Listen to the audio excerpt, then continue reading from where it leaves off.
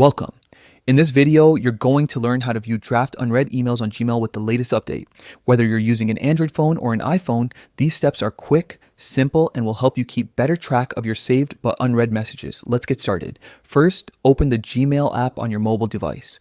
Make sure you're signed in to the correct Google account, especially if you manage more than one. Once the app opens, take a look at the top left corner of the screen. You'll see the menu icon, which looks like 3 horizontal lines. Go ahead and tap that. This will open the side navigation panel where you'll find all your Gmail sections like inbox, sent, trash, and more. Scroll until you see drafts, then tap it. This is the folder where all your unsent or saved email drafts are stored. Now, here's the updated part. At the top of the draft screen, just below the search bar, you'll notice an option that says In Unread. Tap on In Unread, and Gmail will automatically filter and display only the draft emails that are marked as unread. This feature makes it super easy to spot messages you may have started typing but haven't finished reviewing yet. It's especially handy if you often save replies or half-written emails to complete later.